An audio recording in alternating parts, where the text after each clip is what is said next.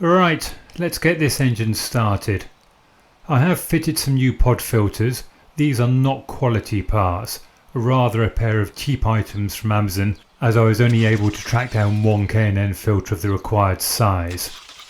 The filters that were on the bike were some unnamed brand, and I suspect if I'd tried to clean them they would likely have just fallen apart, so these will get me going for now. I also fitted some new HT leads, the plugs and caps being new when I rebuilt the engine. The coil ends of the HT leads are held in place with screw caps. The caps I have are mismatched but will be fine to get the engine fired up. The one remaining part of the electrical system requiring attention is the alternator wiring.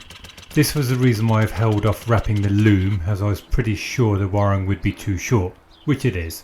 For a temporary fix I've used some chocolate block, but I will replace these yellows before wrapping up the loom. I did consider splicing in some additional wiring, but one of these three is quite corroded a long way back inside the insulation and solder won't take to it. I have checked the gaps on the points, static timing and spark on both plugs, so all I need now is for some fuel to work its way through the carbs and it should fire up.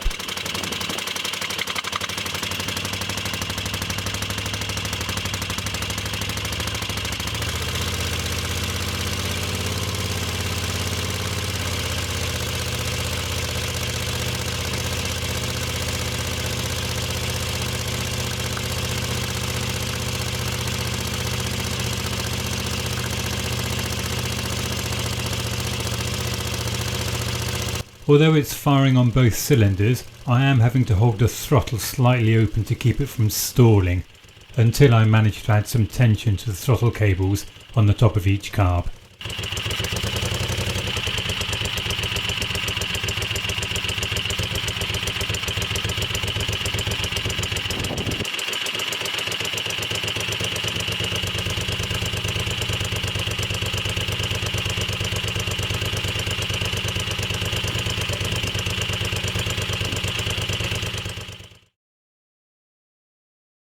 After its initial run, restarting is on the button.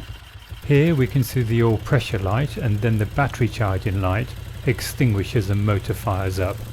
My main reason for getting the engine running at this stage is to check that the alternator is working and that the battery is charging.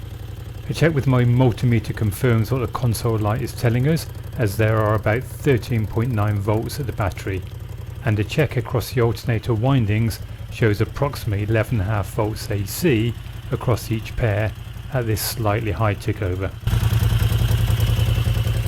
So that's it for this video. There's still lots to be done, but this is a major milestone I can now tick off.